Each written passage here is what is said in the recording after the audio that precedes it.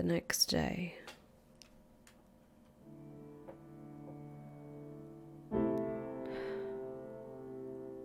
You couldn't go back to Abby's house after your second and third cop murders of the year. And Abby couldn't exactly stay where she was either. The police would surely be knocking on her door again soon, especially considering it was her Bentley which was used to ram the car of the slain officers. So, you rented an Airbnb close to your old restaurant and walked there once it was dark. Abby drove to meet you at the house, which is where you're all staying now until you can think of a better plan. This footage is showing up everywhere I look. It's so surreal. How did we even get here, Z? We got here because these shitheads don't know when to stop pushing it. I know that footage makes it look like I'm just icing these cops like a hardened criminal. But could I just remind everybody this only started because a cop almost murdered me in cold blood. I was just defending myself that night, and that's all I was doing yesterday too. I was defending Purse too because he didn't do shit. Well, I mean, aside from helping us rip off your parents, but that's a victimless crime anyway. Yeah, you're right. It's not even that you're wrong about any of that, it's just, god damn, are we in so much trouble now? Lol. Well, yeah, the cat is pretty much out of the fucking bag now, isn't it? There's really no denying it anymore now that the footage has made the rounds in the media. They're in a frenzy over it. I'm thinking of just coming clean and telling our fans the original story. Are you sure that's a good idea? Abby, have you even seen the discourse around this? Like, obviously corporate media is painting me as a bad guy. But everyone else, like the people who actually matter to our movement, they're talking about me like some kind of folk hero. This mishap is actually incredibly good for business, just like it was when the news story came out linking me to the first dead cop. It's not even like I planned this shit, but it turns out waging war against the police is entirely compatible with the brand we're building here. I know that. Can you see where I'm coming from though? I'm just scared about what could happen to us. Like, we're in so deep with these money crimes too. What if they find out about that? Oh, Abby, they did find out. That's why the cops busted Purse, remember? I thought they busted him because you sent them a photo of him once. No. I mean, okay, yeah. But that was an accident. Like, yes, Purse. I should have mentioned one time I fucked up and accidentally let a photo of you slip. But I didn't give your name or anything, and it was an innocent mistake, so maybe that's why they busted you? Who can even really say at this point? And anyway, I made a daring rescue attempt and killed your captors, and now here you are, so everything's cool, right? We're cool. So, I'm confused. Did the cops find out about your Bitcoin scams or not? I mean, probably not. I doubt it, actually. But when you think about it, what crime is even being committed? To be honest, on paper, it really just looks like a father has been working with his daughter to buy a bunch of Bitcoins. And the money just wound up in a family account. Your account. If they want to prove a crime was committed, I guess they can try, but from where I'm standing, it looks like cop murder caught on tape is the crime they're prepared to take a lot more seriously. Yeah, which doesn't actually make me feel much better. I can't even go back to my house now. What about my horse? I need to feed him. Don't worry about Dave Hoof. We'll figure out a way to get that boy fed. I'll be sure he's the fattest horse on the island when all is said and done. I'm working on solutions to all of this. Not to doubt your master plan, but what could possibly be the solution to this? Are you going to use our billions to buy off the police? No way. I'm not giving the cops a fucking dime out of our hard-earned money. My plans were already in the works way before yesterday's incident. I wish you'd actually let me in on all your secret plans. I'm your partner in crime. You're supposed to be able to trust me. I do trust you, Abs. I just don't always want to overwhelm you with too much information. You've been doing so great with your dad. It would be a shame to clutter your head with new things to worry about.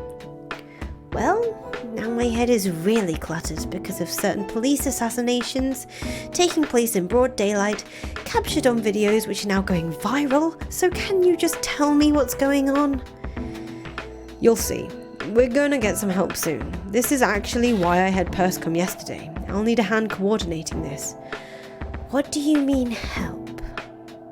Oh no, your cough is getting worse. I really hope it's not.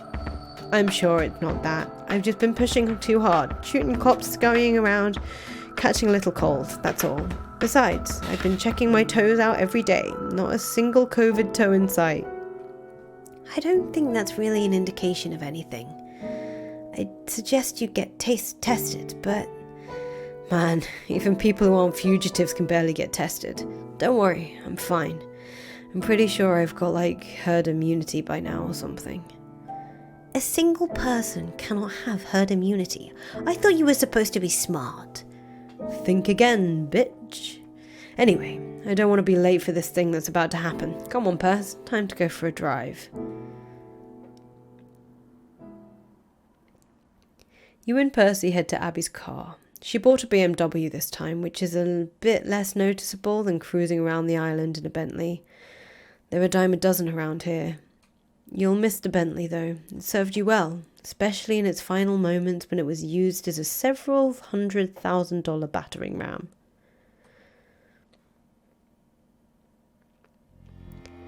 Percy has no idea where you're going. All he can do is glance at your phone sometimes, which you're holding for navigation purposes. You've set the destination for a place near Jackson Point, which is one of the westmost parts of the island. A place that can facilitate boating activity in a way that's much more discreet than anything going on by the docks near the downtown area. A few times Percy attempts some small talk. You humour him, nodding along, occasionally turning your head to throw him a smile. Seems like he's skirting the topic of his feelings, something like that. That's nice, Perse. You're super flattered and all, but it would behoove him to come to grips with the magnitude of what's about to take place on this island. In the not too distant future, some very loud noises may be assaulting his ears, but they won't be coming from wedding bells.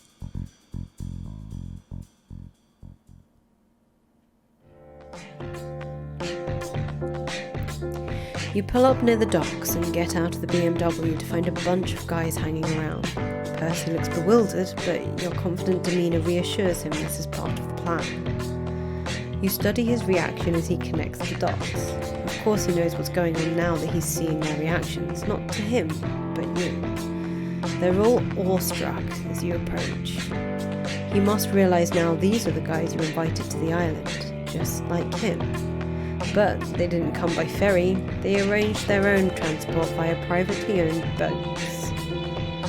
You say nothing for a moment, taking it all in. You bask in the hushed reverence. Their disposition is becoming quite familiar to you, just another bunch of simps for your collection.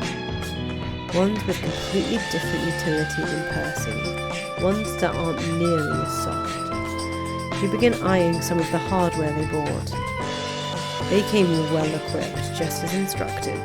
These plans were all in the works all week, and some of these boats took well over a day of sailing to get here. As you assess your new recruits, you can feel Percy fidgeting to your side. Clearly, he wants some answers. He's wondering why you didn't tell him about this earlier. I'm telling you now, aren't I? He obviously can't dispute that, but his body language is still unsettled. That's fine. Now's precisely the right time to debrief him so he knows how he fits into the plan. Sorry, Perse, this was top secret stuff. We were so busy with our financing operations, which were much more important. I've been back-channeling with some of our most dedicated followers, ones in it for the long haul, guys like you know? I asked guys with boats to rally other guys pretty close by. They organised low-key trips here to the west side. No ferries, no downtown action, no heat from cops. He's clearly grappling with the behind-the-scenes logistics of this. The who's, the where's, the when's. Some of these boats are from the Massachusetts coast, a few from Long Island, We've got sailors here from all up and down the eastern seaboard, actually. Last I checked with the guys on point, we had almost 20 boats headed here, but there might have been more added since. You wouldn't believe how psyched you guys were to get the invite. Oh, well, maybe you would. They're good people. Just a bunch of dedicated, hard-working Jubilites ready and willing to step up and do some crazy shit. Percy looks overwhelmed, maybe even intimidated to the untrained eye, but you know that isn't it. You can tell exactly what that look is. It's concern that his role of importance may be rapidly diminishing before his eyes. You put a stop to that quickly. And don't worry, Perce. I brought you here for a reason. You'll be out front leading this crew in terms of the necessary logistics. Look at this shit. Just a bunch of dudes on boats after a long voyage, wondering what the fuck to do, where they go, whatever. You'll take the reins on that. But you've got to be careful, since the cops are still crawling all over this island looking for us, okay? He nods, more confidently this time. What the fuck do you think this is? Gathering of the fucking juggalos? Well, it isn't. Not yet, at least. Don't worry, there'll be a time and place to wear the paint. But for now, you play it straight. Plain clothes, plain faces. You're all just a bunch of average locals, understood? I booked you all a bunch of Airbnbs, so make yourselves comfortable. And I don't see much of a reason why you should be making plans to honour your checkout dates, if you know what I mean. We're digging the fuck in. Everybody cool with that? Perce, make sure all these guys get to wherever they need to go. Ubers, taxis, rent some vans, check some cars, however you want to do it. Counting on you, man. Now, everybody, get moving.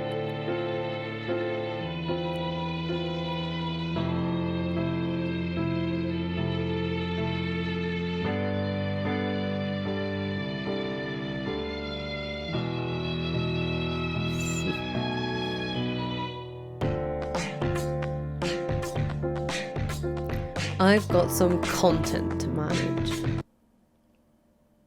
2 weeks later. After 2 weeks of constant media coverage of your recent exploits, your brand has skyrocketed. Both the video captured by a witness and the dashcam footage have been playing constantly. Members of the press have gathered on the island to cover the manhunt, while the police presence has grown. But the intensification of recent events hardly has been limited to circumstances on the island. The entire country has suddenly ignited in civil unrest over police brutality and the extrajudicial murders of black people at the hands of law enforcement. Something is stirring in America. It's as if the more comfortable parts of the nation decided to finally wake up to the fact that they've been living in a police state for longer than most previously cared to admit. But you've noticed another development cropping up alongside this wave of righteous political action. Leeching off the roiling energy of the nation, Jubilites have begun their own gatherings in huge numbers. At first, no one thinks much of another few gangs of painted buffoons slipped in between the garish Trump motorcades and doomed boat parades, but before you know it, you can barely point a camera anywhere without televising another preposterous gaggle of circus riff-raff clowned up behind their masks. Certainly too many clowns for the comfort of corporate media, but if you're being honest, maybe too many for yours as well. You begin to wonder what you've unleashed upon the nation. Quickly, social media seemed to realise that this was a different flavour of political action. The sheer number of clowns with guns roaming the streets and making the people with all the money and power very nervous. Like, maybe the usual methods of media propaganda aimed at subduing these movements won't work on this crowd. There's a sense that once the clowns are out of the barn, closing the door won't do much good. And maybe there's something to it. As the police escalated their violent brutality in retaliation to the unrest, the Jubilites seized upon the chaos. Once they saw it was possible to drive police out of an area by force, they grew bolder in their aggression. No longer were your clowns an aimless gathering of oddities, a sideshow of loitering fakirs. They were hijacking the political atmosphere down toward their own objectives, and in your turn, yours. Your detractors got a lot of airtime vilifying your followers for perverting a righteous social movement, and you find it hard to disagree with the point. But neither the slander from bad faith corporate shills nor the legitimate criticism from genuine activists ever seemed to stick. The spectacle of it drew even more people in who would begin wearing the paint, and the more painted faces showed up, the more your movement appeared to stake its claim as a force entirely distinct from the origins of the civil unrest. A force now taking the momentum of your once modest social media campaign and flooring it. It now looks like police precincts everywhere may start falling like dominoes, and you see no reason to tell your people to take their huge floppy shoes off the gas pedal. But you can't put too much personal focus on what's happening around the country, because there's way too much happening locally you need to deal with. You've been ordering your new recruits to take care of business here on the island while you're in forced hiding. You have a team dedicated to making sure Abby's horse stays fed, for instance. With the help of Percy, an infrastructure of local Jubilite activity is beginning to emerge, which can operate somewhat autonomously from your direct supervision. Your inner circle directly overseeing this infrastructure has begun calling itself Ring 3. Being able to delegate important stuff is good news, considering your health has been in decline. After showing symptoms of COVID-19, you decided to self-quarantine in the Airbnb. Abby and Percy rented another one across town while trying to stay out of view. You hold down the old fort, all by yourself. You have plenty of time alone to plot and scheme in between your coughing fits and fevered visions. Admittedly, this is not the most fun you've had during your brand's rise to international notoriety. The carefree days of drinking expensive wine at Abby's house while in perfect health and bullshitting about gender are starting to feel like a distant memory. But the administrative needs of your movement don't take a break just because you're getting sick. The show must go on. Since that day you went with Percy to meet the first few recruits fresh off their boats, thousands of additional Jubilites have infiltrated the island using the same method. Boats arrive at the western docks, usually at night. They unload and head back to the mainland for more, while the new recruits settle in wherever they can. Airbnbs and campsites mostly, while some continue living on their boats and others break into empty summer homes. The fact that thousands of radicalized plainclothes clowns are now covertly occupying this island is the basis for the next series of operations you're planning. To the untrained eye, your schematics may appear to be total madness, but as you assure yourself frequently, it is anything but. As far as you're concerned, your name could belong with the greatest tacticians of history someday. But only if you can maintain your focus and see this through, which, you must admit, has been pretty difficult with this illness ravaging your body and mind, and with these damn visions getting raw.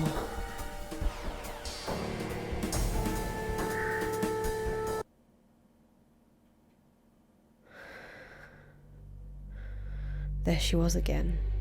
At least you think that was her. It's always hard to be sure what's happening in your peripheral vision.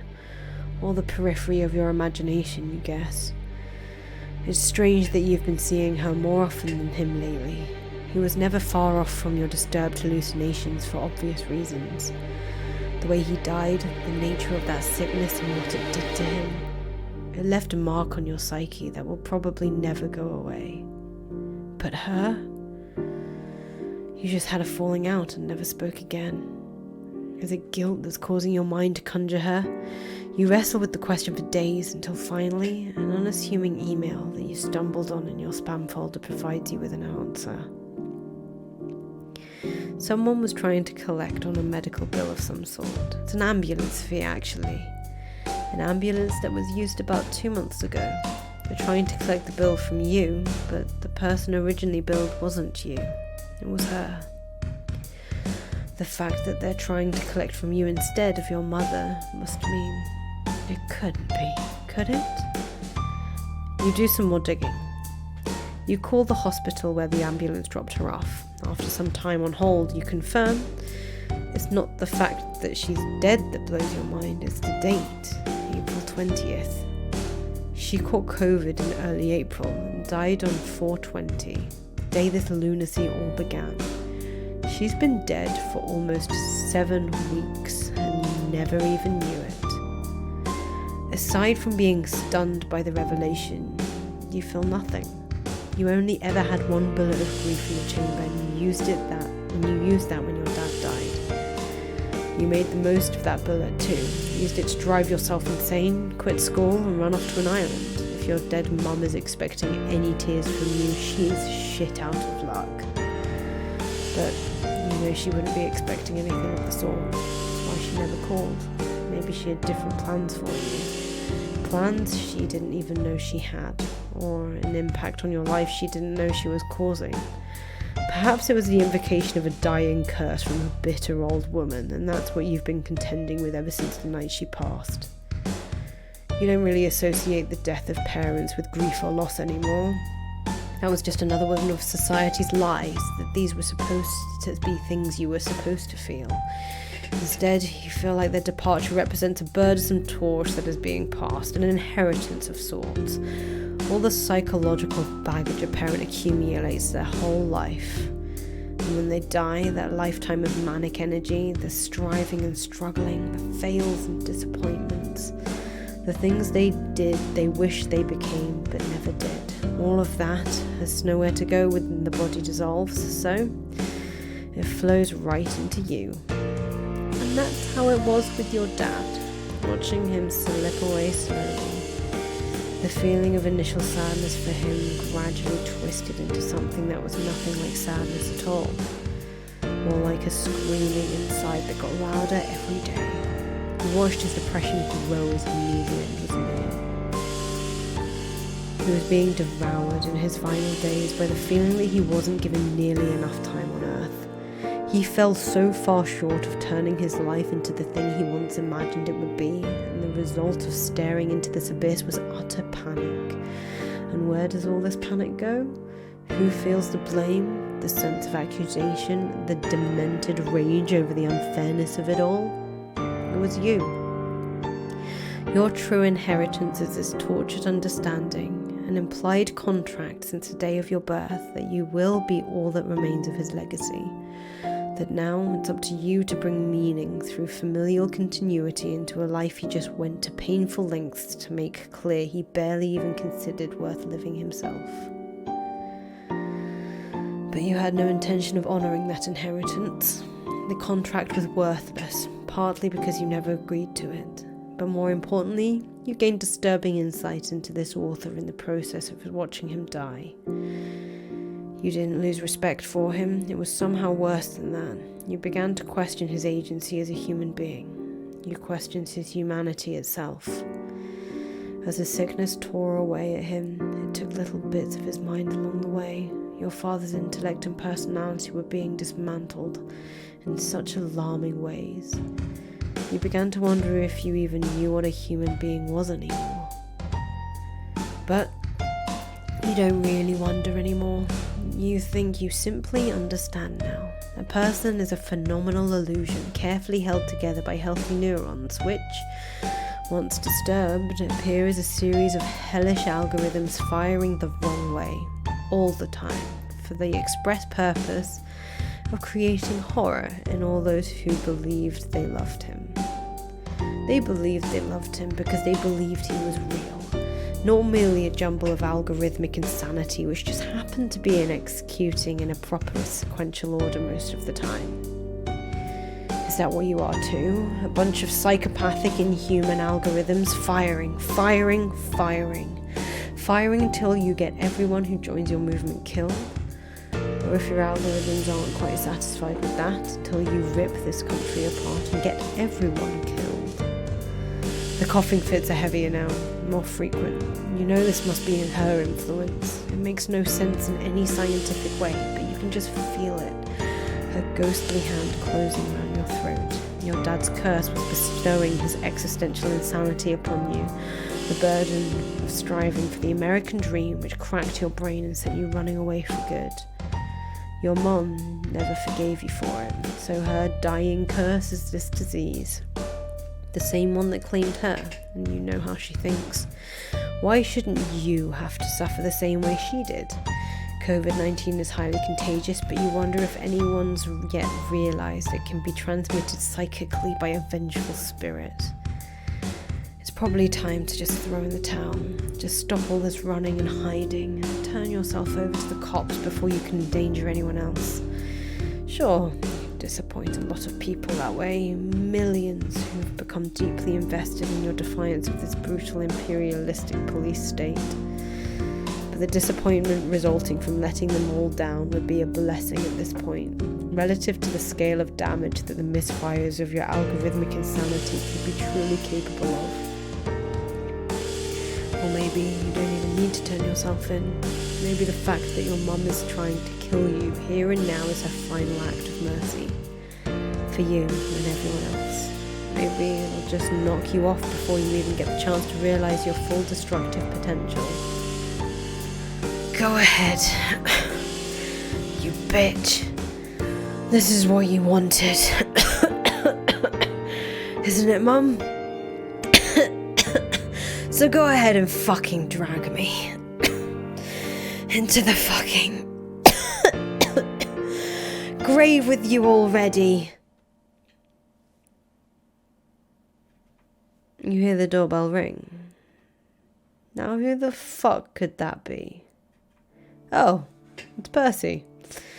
He's just dropping off your supplies for today. You really need to calm down. This disease has obviously been making you paranoid. There's clearly nothing to worry about. Percy, you were followed? No, don't look.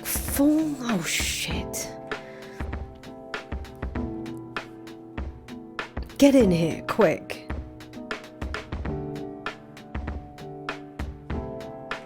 Fuck. Yeah, they were tailing you. Look at this shit.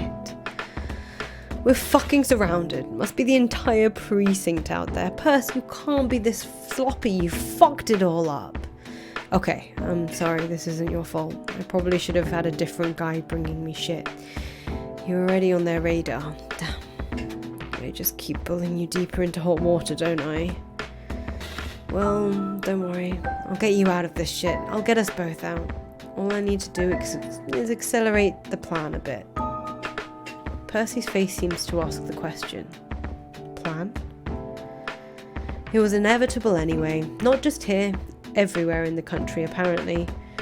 These fuckers have a lot of blood on their hands. Their crimes are finally catching up with them.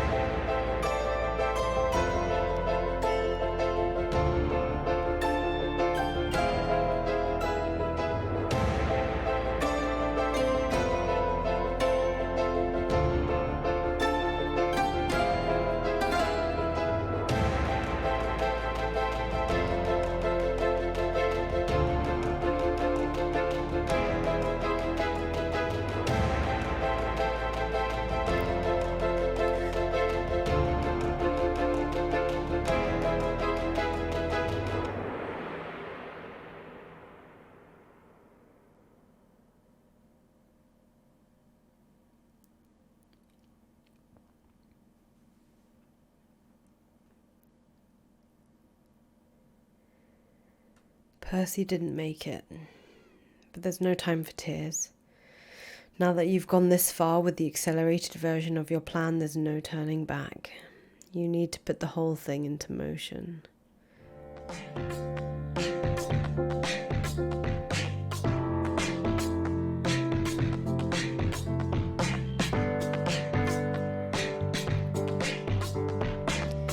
With the execution of this command, hundreds of Jubilite teams sprung into action, guys crawling out of the woodwork at almost every well-populated location on the island. But none of these guys are armed. In fact, none of them look remarkable in any way. They could all be easily mistaken for locals, and they will be.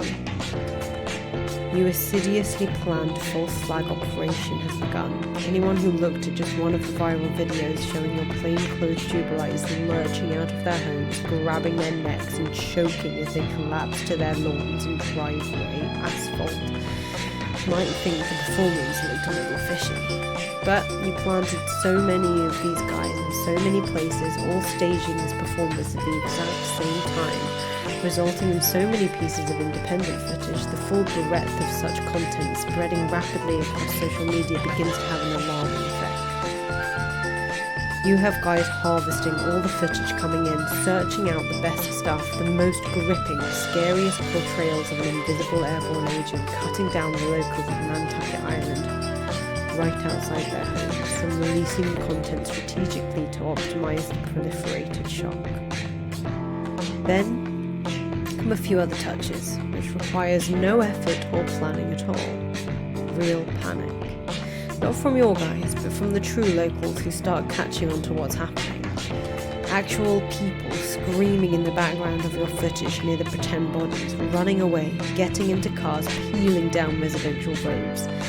The panic isn't just good for optics, it's the entire purpose of this charade. Nobody gets hurt, they all just get out.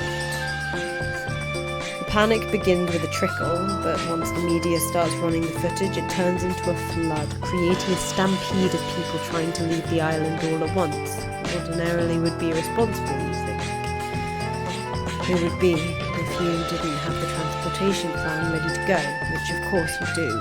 If there's one thing you and your simp army isn't short on, it's boats.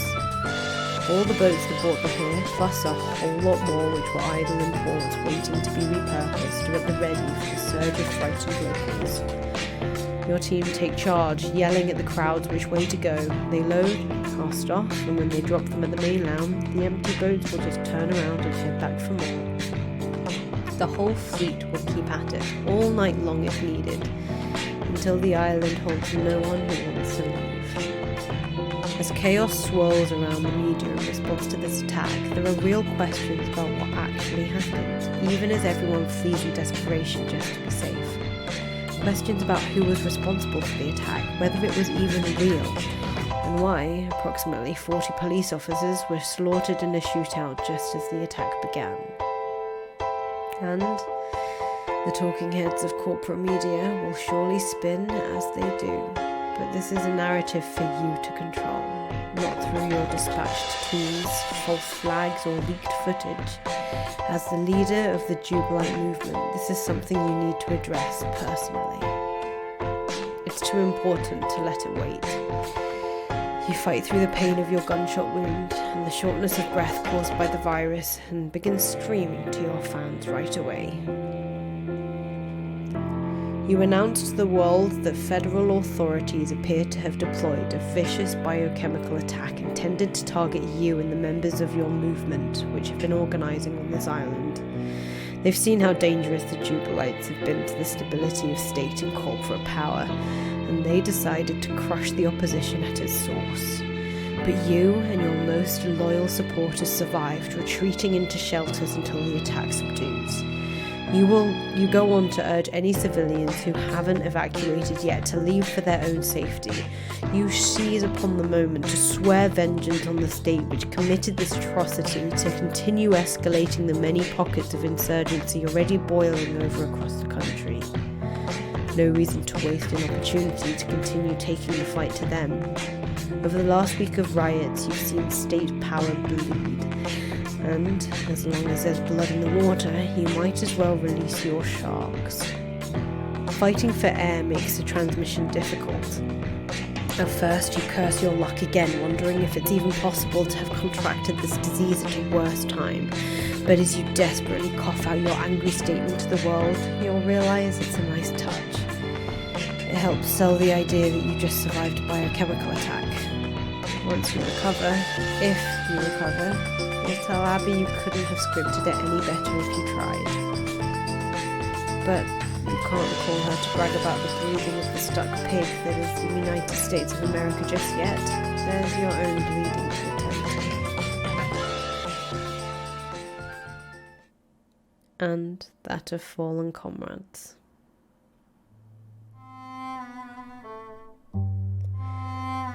Despite the losses suffered today, you can't help but reflect on what a successful implementation of Pranxies this has all been. Really, not a bad day of work for a concept you bullshitted into existence through a series of hallucinatory revelations. You suddenly wonder if the Founding Fathers ever had similar thoughts about the Constitution. None of that material was anywhere near as fun or cool as yours, though. Still, whatever moves they made or words they wrote, you guess it was strong enough to earn them all several centuries of retroactive dick-sucking in the history books. Even Washington's lowliest of Sims probably got their due. And yours will too.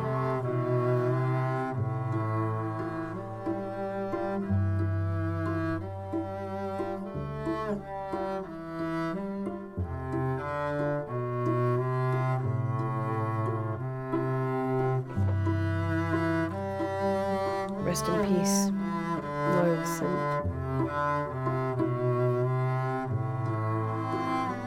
You are the first casualty of war.